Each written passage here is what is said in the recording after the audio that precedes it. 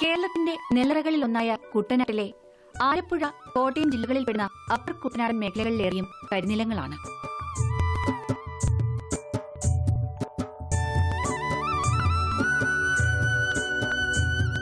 കുട്ടനാട്ടിലെ പുഞ്ചപ്പാടങ്ങൾ ഫലഭൂയിഷ്ഠതയുടെ നിറവിൽ 100 മേനി വിളയിക്കുമ്പോൾ അപ്പർ കുട്ടനാടൻ പ്രദേശത്തെ കരിനിലങ്ങൾ എന്നും എണ്ണമറ്റ കർഷകരുടെ മനസ്സിൽ കരിനിഴൽ വീഴ്ത്തുകയായിരുന്നു.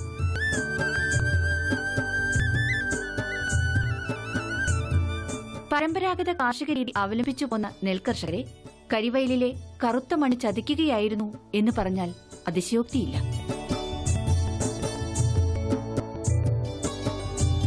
ഇരുമ്പും ഗന്ധകവും കലർന്ന പൈറേറ്റ് ഘടകങ്ങളുടെ ആധിക്യം ഏറിയ മണ്ണിലെ അമ്ലരസം വ്യാപകമായ വിളനാശത്തിന് വഴിയൊരുക്കി.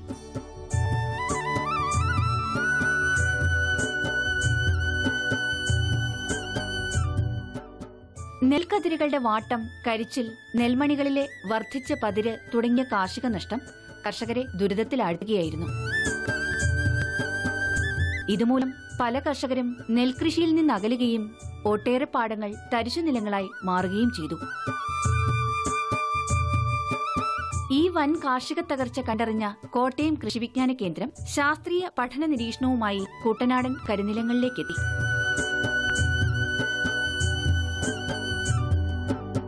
കൃഷിവിജ്ഞാന കേന്ദ്രത്തിലെ മണ്ണ് പരിശോധനാ വിഭാഗത്തിന്റെ ഈ ഉദ്യമം കരിനില കർഷകരിൽ പുത്തൻ പ്രതീക്ഷകൾ പകരുകയായിരുന്നു.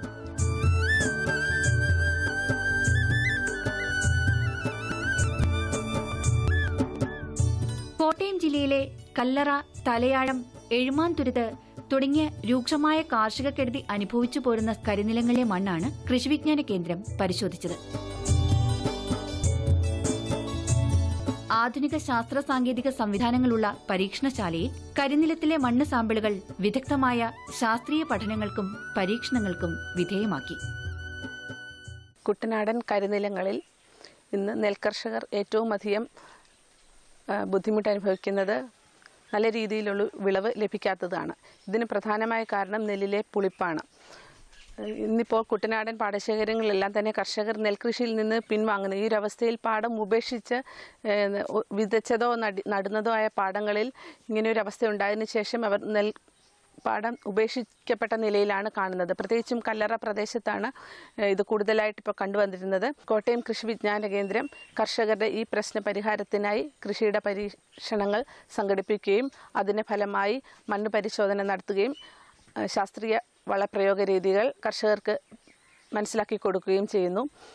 ഇതിനുവേണ്ടി കോട്ടയം ജില്ലയിലെ കരിനിലങ്ങളിലും കൂടാതെ കുട്ടനാടൻ പ്രദേശത്തുമുള്ള കർഷകരുടെ പ്രശ്നങ്ങൾ പരിഹരിക്കുന്നതിനായി ശാസ്ത്രീയ വളപ്രയോഗവും അതുപോലെ തന്നെ ശാസ്ത്രീയ നെൽകൃഷിക്കും വേണ്ട പരിശീലന പരിപാടികളും സംഘടിപ്പിച്ചിട്ടുണ്ട്.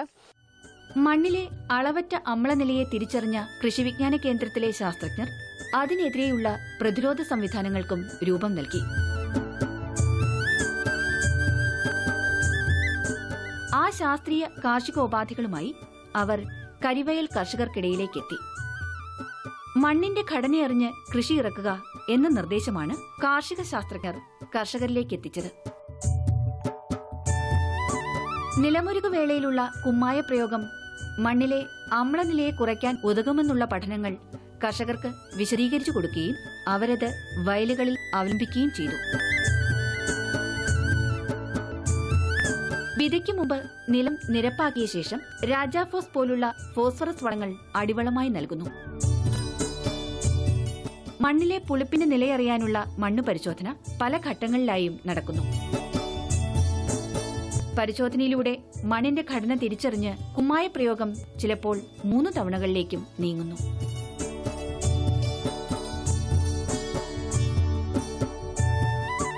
കരിനിലങ്ങളിൽ കൃഷി ചെയ്യുന്ന കർഷകർ ശ്രദ്ധിക്കേണ്ട 3-4 കാര്യങ്ങൾ എടുത്തു പറയുകയാണെങ്കിൽ, നമ്മൾ കൃഷി തുടങ്ങുമ്പോൾ തന്നെ ആദ്യമേ തന്നെ മണ്ണ് പരിശോധിക്കാനായിട്ട് ശ്രദ്ധിക്കുക. കാരണം ഇവിടുത്തെ മണ്ണ് വളരെ പ്രശ്നങ്ങളുള്ള ഒരു മണ്ണാണ്.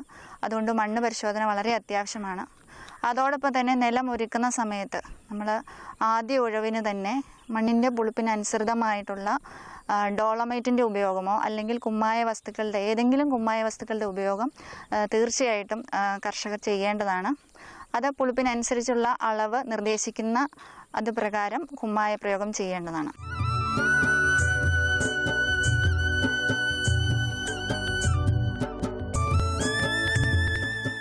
വളപ്രയോഗവും പല ഘട്ടങ്ങളിലേക്ക് നീളുന്നു.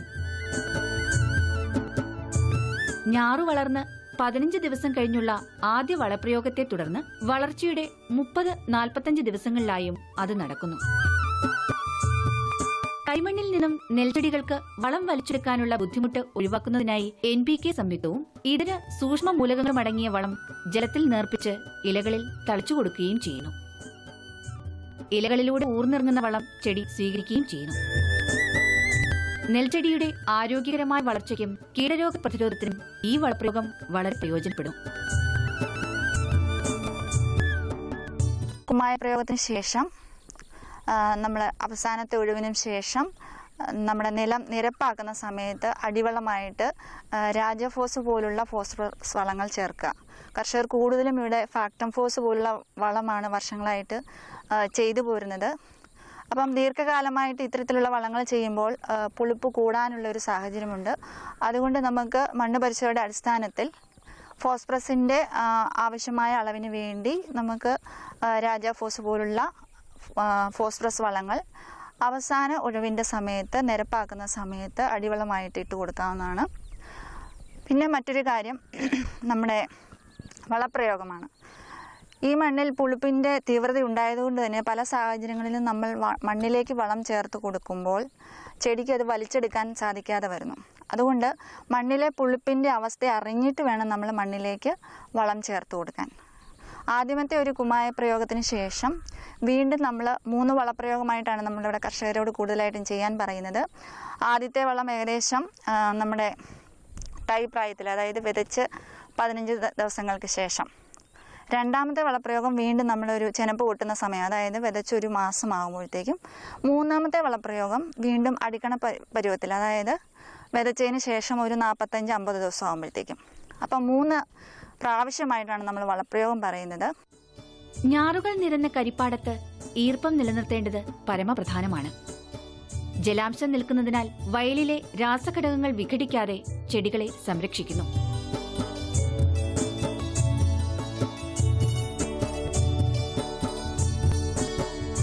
വയൽ ഉണങ്ങാൻ അനുവദിച്ചാൽ അന്തരീക്ഷ വായുവുമായി കലർന്ന് മണ്ണിലെ ഘടകങ്ങൾ വിഘടിച്ച് സൾഫ്യൂരിക് ആസിഡായി മാറി അമ്ലനിലയെ വർദ്ധിപ്പിക്കുകയും തന്മൂലം ചെടി നശിക്കാനും ഇടയാക്കുന്നു. ലോകത്തിലെ തന്നെ അതിതീവ്രമായിട്ടുള്ള പുളിപ്പുള്ളത് കരിനിലങ്ങളിലാണ്. അപ്പം ഇതിൻ്റെ ഒരു പ്രത്യേകത, സാധാരണ പാടങ്ങളിലുള്ള പുളിപ്പ് പോലെയല്ല ഇവിടുത്തെ പുളിപ്പ് എന്ന് പറയുന്നത്. ഇവിടുത്തെ പുളിപ്പിനൊരു പ്രത്യേക കാരണമുണ്ട്. അതായത് ഇത്തരം പാടങ്ങളിൽ മണ്ണിൻ്റെ ഒരു പ്രത്യേകതയാണ്. ഇവിടുത്തെ മണ്ണിൽ ധാരാളമായിട്ട് പൈറൈറ്റ് എന്ന് പറയുന്ന ഒരു രാസപദാർത്ഥമുണ്ട്. അതായത് നമ്മുടെ ഇരുമ്പും ഗന്ധവും കൂടി ചേർന്നിട്ടുള്ള ഒരു സംയുക്തമാണ്. ഇതിൻ്റെ പ്രത്യേകത, നെൽകൃഷിയുടെ ഭാഗമായിട്ട് നമ്മൾ ഇടയ്ക്കിടയ്ക്ക് വെള്ളം കയറ്റുകയും ഇറക്കുകയും ചെയ്യുന്നുണ്ട്. അപ്പം വെള്ളം കയറ്റി നിർത്തുമ്പോൾ ഈ സംയുക്തം വിഘടിക്കാതെ നിൽക്കുന്നു. എന്നാൽ വെള്ളം ഇറക്കുമ്പോൾ, പാടശേഖരത്തിൽ നിന്ന് നമ്മൾ വെള്ളം ഇറക്കി ഒരു തീർത്തും വെള്ളമില്ലാത്ത അവസ്ഥയിലേക്ക് വരുമ്പോൾ അന്തരീക്ഷത്തിലുള്ള വായുവിലെ ഓക്സിജനുമായിട്ട് ഇത് ബന്ധം വരികയും അതിൻ്റെ ഭാഗമായിട്ട് വായു ഇതിലേക്ക് കടക്കുന്നതിൻ്റെ ഭാഗമായിട്ട് ഈ സംയുക്തത്തിന് രാസപ്രവർത്തനം വഴി, അതായത് ഞാൻ നേരത്തെ പറഞ്ഞ പൈറേറ്റ് പോലുള്ള സംയുക്തങ്ങൾ രാസപ്രവർത്തനം വഴി വ്യത്യസ്ത സ്റ്റെപ്പുകൾ വഴി അത് സൾഫ്യൂറിക് ആസിഡ് പോലുള്ള അമ്ലങ്ങൾ ഉണ്ടാക്കുന്നു. അതുകൊണ്ടാണ് ഇവിടെ ഈ അതിതീവ്രമായിട്ടുള്ള പുളിപ്പ് വരുന്നത്. അതുകൊണ്ട് തന്നെ ഇത്തരം പാടശേഖരങ്ങളിൽ നമ്മൾ ഏറ്റവും ആദ്യം പറയുന്നത്, ഒരിക്കലും തീർത്തും ഇവിടെ ഇപ്പോൾ കാണുന്നത് പോലെ തീർത്തും ഉണങ്ങാൻ ഒരിക്കലും നമ്മൾ അനുവദിക്കരുത്. എപ്പോഴും ഒരു ചെറിയ ലെയറെങ്കിലും വെള്ളം നിർത്തിക്കൊണ്ട് വേണം നമ്മൾ ഇവിടെ കൃഷി ചെയ്യാൻ. അപ്പോൾ അത് കർഷകർ പ്രാധാന്യത്തോടെ അറിഞ്ഞിരിക്കേണ്ട ഒരു കാര്യമാണ്. കാരണം പുളിപ്പ് അതിതീവ്രമായിട്ട് കൂടുന്നത് ഈ വെള്ളം ഇറക്കി ഇത് ഉണങ്ങാൻ അനുവദിക്കുമ്പോഴാണ്. അപ്പം ഏത് കൃഷിയിലും പോലെ ഈ നെൽകൃഷിയിലും ഈ സാഹചര്യത്തിൽ എപ്പോഴും ഒരു ചെറിയ പാടയായിട്ടെങ്കിലും വെള്ളം നിലനിർത്താൻ ശ്രദ്ധിക്കേണ്ടതാണ്. കോട്ടയം കൃഷി വിജ്ഞാന കേന്ദ്രത്തിലെ ശാസ്ത്രീയ നിർദ്ദേശങ്ങൾ അനുസരിച്ച് തന്റെ 10 ഏക്കർ വരുന്ന സ്ഥലത്ത് കൃഷിയിറക്കിയ നെൽകർഷകനാണ് വൈക്കം മുണ്ടാറിലെ MS രംഗപ്രസാദ്.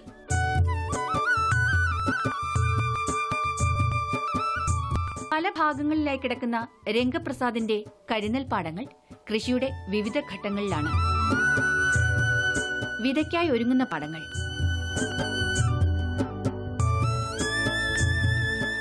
ഞാറ് നിരന്ന് പച്ചപ്പ് പടർത്തി പാടങ്ങൾ.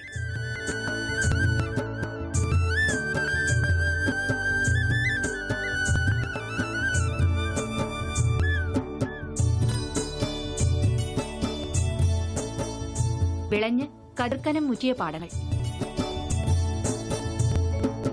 കൊയ്ത്തിന് പാകമായി കിടക്കുന്ന പാടങ്ങൾ. രംഗപ്രസാദിന്റെ ഈ പാടശേഖരങ്ങൾ കരിനില കൃഷിയിലെ ശാസ്ത്രീയ വിജയം എന്തെന്ന് നമുക്ക് കാട്ടിത്തരുന്നു.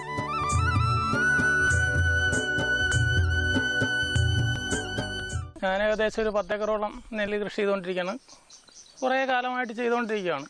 നമ്മുടെ ഈ മുണ്ടാറിനെ സംബന്ധിച്ചോളം മിക്കവാറും പാടങ്ങളിൽ പുളിയുടെ അംശം കൂടുതലുള്ളതും വർഷങ്ങളായിട്ട് ഞങ്ങൾക്ക് നഷ്ടങ്ങൾ മാത്രമാണ് വന്നുകൊണ്ടിരുന്നത്. ഈ വർഷം KVK പോയി അവരുടെ നിർദ്ദേശപ്രകാരം ആദ്യം തൊട്ടേ അവർ തരുന്ന മരുന്നുകളും അവരുടെ അഭിപ്രായങ്ങൾ സ്വീകരിച്ച് അതിന് കുറച്ച് മാറ്റങ്ങൾ ഇപ്പം നമുക്ക് അനുഭവപ്പെട്ടിട്ടുണ്ട്. കുറച്ച് നെല്ല് കതിരായിട്ടുണ്ട്. ആ കതിരിന് നേരത്തെക്കാളും ദൃഢതയുണ്ട്. അതുകൂടാതെ പതിര് കുറവായിട്ട് കാണുന്നുണ്ട്. അങ്ങനെയുള്ള കാര്യങ്ങളൊക്കെ അവർ ചെയ്യുന്ന നിർദ്ദേശങ്ങളൊക്കെ പാലിക്കുന്നതിൻ്റെ ഒരു ഗുണം നമ്മുടെ പാടത്തിപ്പോൾ കണ്ടുവരുന്നുണ്ട്. മുണ്ടാറിലെ മറ്റൊരു കരിനില നെൽകർഷകനായ CK ദിവാകരനും ഇത്തവണ 10 ഏക്കറിലാണ് കൃഷി ചെയ്തത്. മണ്ണ് പരിശോധന, കുമ്മായ പ്രയോഗം, സൂക്ഷ്മ മൂലകങ്ങൾ അടങ്ങിയ വളങ്ങളുടെ ഉപയോഗം തുടങ്ങിയ കാര്യങ്ങളിൽ കൃഷി വിജ്ഞാന കേന്ദ്രത്തിന്റെ നിർദ്ദേശങ്ങളും സഹകരണവും ഈ കർഷകൻ ഏറെ പ്രയോജനപ്പെടുത്തിയപ്പോൾ പാടങ്ങളിൽ നിന്നത് കനം വെച്ച തങ്കക്കതിരുകളായിരുന്നു. ഈ മുണ്ടാർ എസ്റ്റേറ്റ് എന്ന് പറയുന്ന പുളിയുടെ അംശം കൂടുതലുള്ളതുകൊണ്ട് നെൽച്ചെടികൾ എപ്പോഴും കരിഞ്ഞു നിൽക്കുന്ന പതിവുണ്ട്. ഇതോടെ കുമരകം കൃഷി വിജ്ഞാന കേന്ദ്രത്തിൽ നിന്ന് ഉദ്യോഗസ്ഥർ വന്ന് ഞങ്ങൾക്ക് ക്ലാസ് എടുക്കുകയും അതിൻ്റെ വേണ്ട ഉപദേശങ്ങളൊക്കെ തരികയും ചെയ്ത് തളിക്കാനുള്ള മരുന്ന് വരികയും ചെയ്തതിൻ്റെ പേരിൽ ഇത്തവണ കൃഷികളൊക്കെ ഒരുവിധം നന്നായി വളരുകയും ചിലകൾക്കൊക്കെ നല്ല പച്ചപ്പോടുകൂടി വരികയും ചെയ്യുന്നുണ്ട്. 41 ദിവസമായ നെൽകൃഷിയാണ് ഞാൻ ചെയ്തിരിക്കുന്നത്. അതിനിപ്പുറത്ത് വിളവുകളൊക്കെ കൂടുതലുണ്ട്. 18-20 കിൻറ്റൽ നെല്ല് വിളഞ്ഞ ഭാഗത്ത് ഈ വർഷം 30 കിൻറ്റലിനോടടുത്ത് അവിടുത്തെ ഉപദേശം ചെയ്ത് കൃഷി ചെയ്യുന്നത് കൊണ്ട് കാര്യങ്ങൾ നടക്കുന്നുണ്ട്. ഇപ്പോൾ അവർ വരുന്നതനുസരിച്ച് ബാക്കി കൃഷിക്കാരും വിജ്ഞാന കേന്ദ്രത്തിൽ പോവുകയും മരുന്ന് വാങ്ങിക്കുകയും അവിടുത്തെ വിദഗ്ധ ഉപദേശങ്ങൾ കേൾക്കുകയൊക്കെ ചെയ്യുന്ന പതിവാണ്. കഴിഞ്ഞ 30 വർഷമായി കരിനില കൃഷി ചെയ്തു പോരുന്ന മുതിർന്ന കർഷകനാണ് കല്ലറ എഴുമാന്തുരത്തിലെ PK കനകാംബരൻ. തന്റെ 2.5 ഏക്കർ വരുന്ന പാടത്ത് മണ്ണ് പരിശോധനയ്ക്ക് ശേഷം കൃഷി വിജ്ഞാന കേന്ദ്രത്തിന്റെ നിർദ്ദേശപ്രകാരം 400 കിലോഗ്രാം കക്ക 4 തവണയായി പ്രയോഗിച്ചു. തുടർന്ന് NPK സൂക്ഷ്മമൂലക സംയുക്ത വളപ്രയോഗവും നിർവഹിച്ചു. 3 പതിറ്റാണ്ടിന്റെ കാർഷിക പാരമ്പര്യം പേറുന്ന PK കനകാംബരന് ജീവിതത്തില് ഇന്നുവരെ അനുഭവിക്കാത്ത ആത്മസംതൃപ്തിയാണ് ഇത്തവണത്തെ നെൽകൃഷി ഏകിയത്.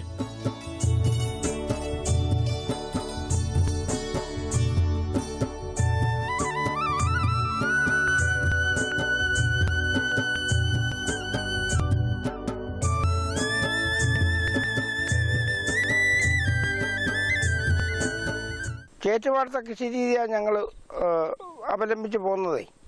അപ്പോൾ അത് വീണ്ടും ഉണക്കുപാടമായി മാറിയപ്പോൾ അതിൻ്റെ വിളവിനെ ന്യായമായിട്ടും ബാധിച്ചു. ഞങ്ങളുടെ കൃഷി രീതിയും ശരിയാകാതെ വന്നു.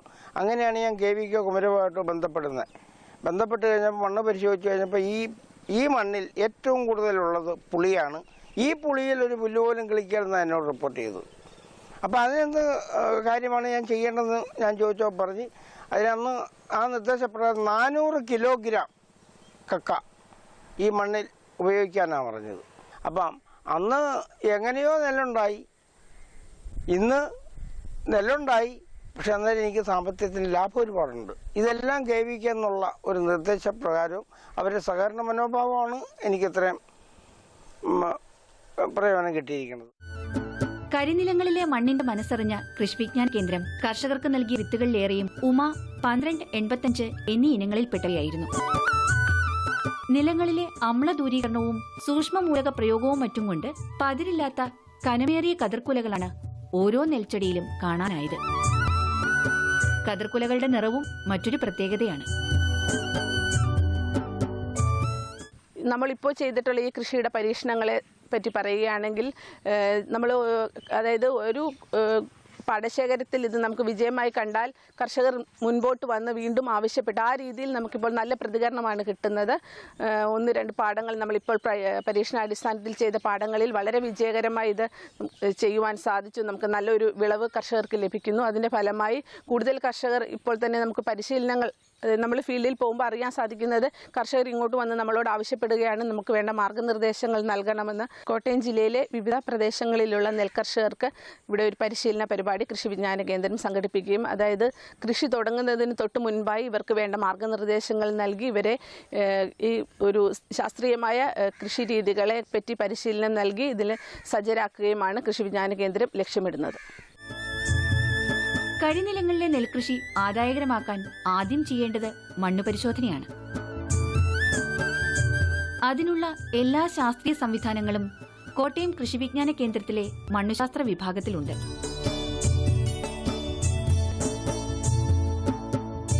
കർഷകർ എത്തിക്കുന്ന മണ്ണു സാമ്പിളുകൾ ഇവിടെ വളരെ വേഗം പരിശോധിച്ച് ആവശ്യമായ നിർദ്ദേശം കേന്ദ്രം കർഷകർക്ക് നൽകി പോരുന്നു.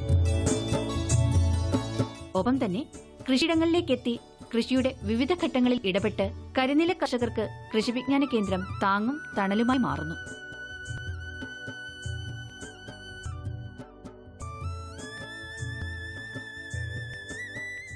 വിളയുടെ ആരോഗ്യ പരിപാലനത്തിൽ തീർച്ചയായിട്ടും മണ്ണ് പരിശോധനയ്ക്ക് വളരെ പ്രാധാന്യമുണ്ട്. നമ്മൾ വർഷങ്ങളായി മണ്ണ് പരിശോധനയുടെ കാര്യങ്ങൾ പറയുന്നുണ്ടെങ്കിൽ പോലും ഇപ്പോഴത്തെ സാഹചര്യത്തിൽ, ഇപ്പോൾ നിലനിൽക്കുന്ന സാഹചര്യത്തിൽ കീടരോഗ നിയന്ത്രണത്തിനും അതുപോലെ തന്നെ കൂടുതൽ വിളവ് ലഭിക്കുന്നതിനും മണ്ണ് പരിശോധന വളരെ അത്യാവശ്യമാണ്.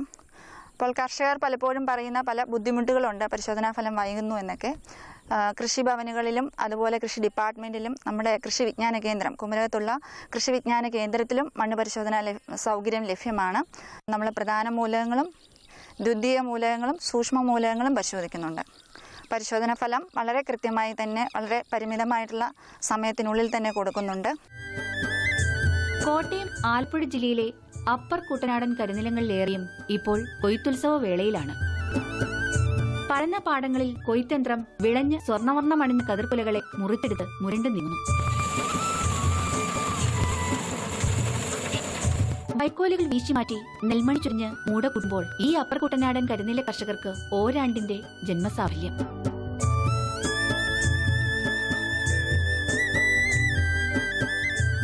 അതോടൊപ്പം ഗതകാല പരാധീനതകൾ മറവിയിലേക്ക് നീക്കി കർഷകരെ കൈപിടിച്ച് സധൈര്യം കരിവയിലേക്ക് ഇറക്കിയ കോട്ടയം കൃഷി വിജ്ഞാന കേന്ദ്രത്തിനും പ്രൗഢാഭിമാനം.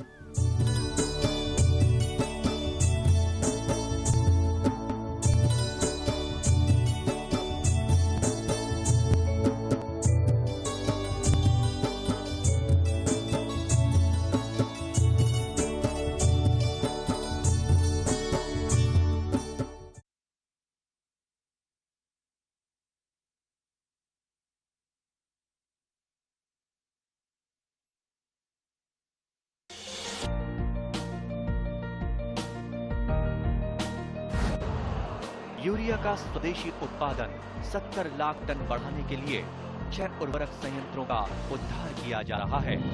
FCIL के गोरखपुर, सिंदरी, तलचर और रामागुंडम संयंत्र, HFCL की बरौनी इकाई और BVFCL की नामरू फोर्थ। सोने पर सुहागा ये है कि देश में अब बनेगा सिर्फ नीम लेपित यूरिया, क्योंकि इससे होगा किसानों का फायदा ही फायदा। अनाज का उत्पादन 10% तक बढ़ेगा। बढ़ेगी 10 से 15% नाइट्रोजन क्षमता।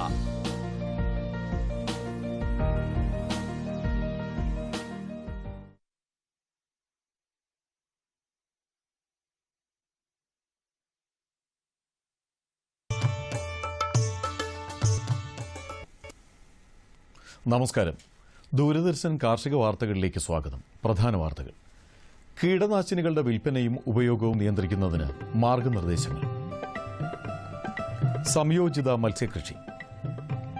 ബാലകൃഷി ശാസ്ത്ര കോൺഗ്രസിന്റെ വിളംബര ഉദ്ഘാടനം. വിശദമായ കാർഷിക വാർത്തകളിലേക്ക്.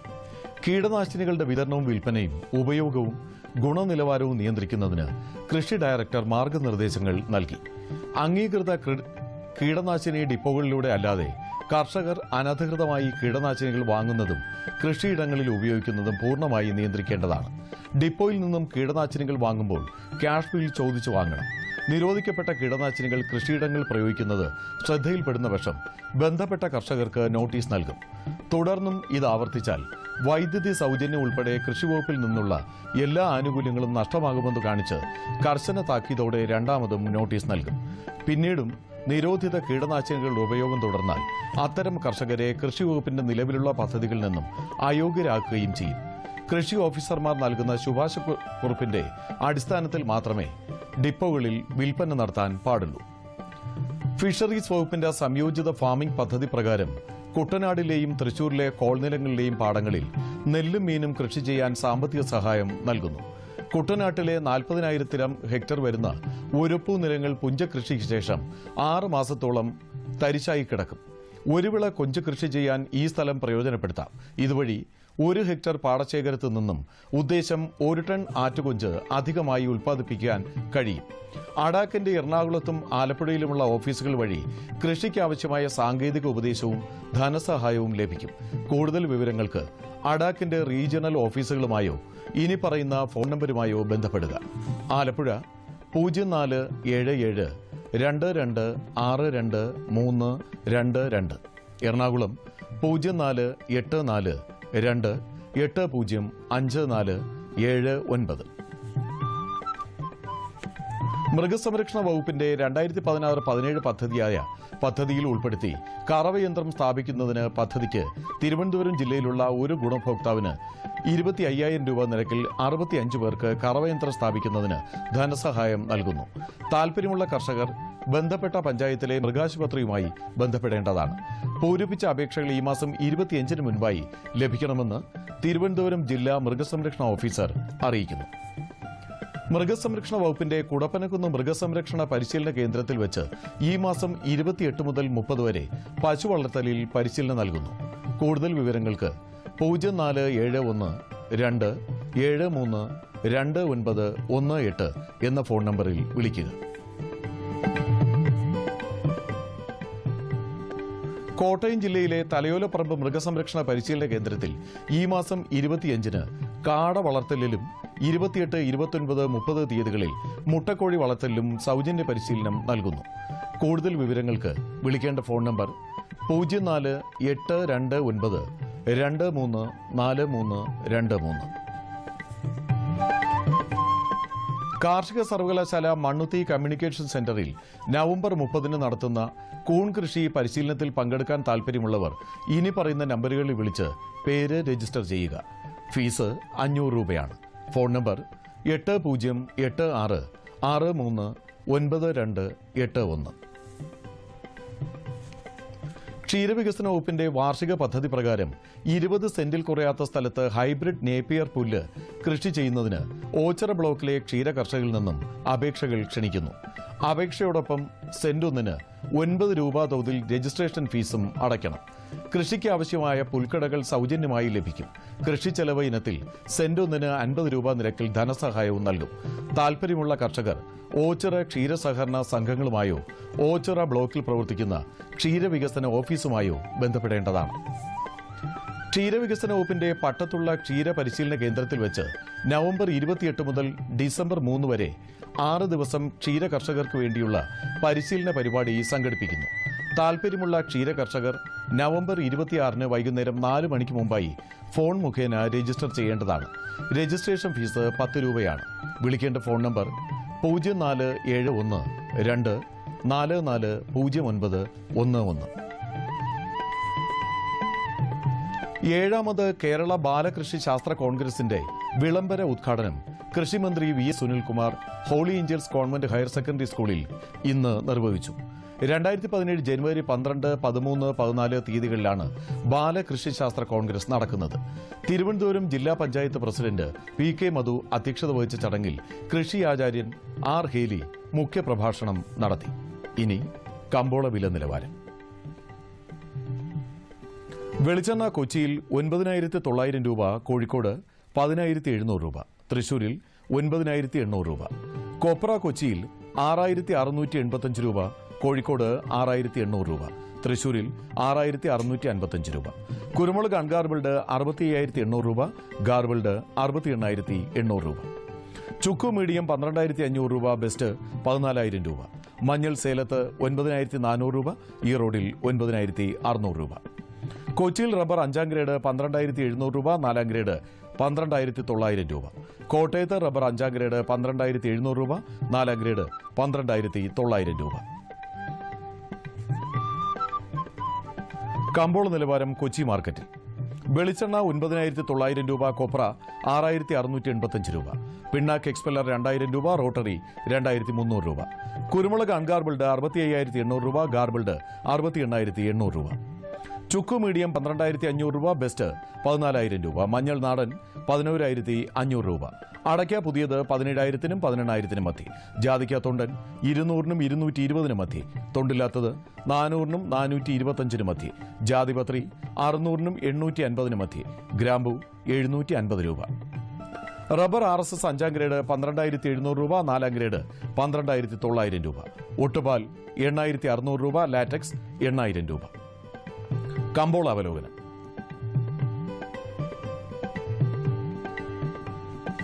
അടയ്ക്ക സംഭരിക്കാൻ പ്രമുഖ ഏജൻസിയായ കാംകോ രംഗത്തിറങ്ങി. പുതിയ അടയ്ക്ക വരവിനെ തുടർന്ന് പാൻ മസാല വ്യവസായികൾ രംഗത്തു നിന്ന് അകന്നത് ഉൽപ്പന്ന വിലയെ ബാധിച്ചു. കർഷകർക്ക് മെച്ചപ്പെട്ട വില ഉറപ്പുവരുത്താനാണ് ഏജൻസി നീക്കം തുടങ്ങിയത്.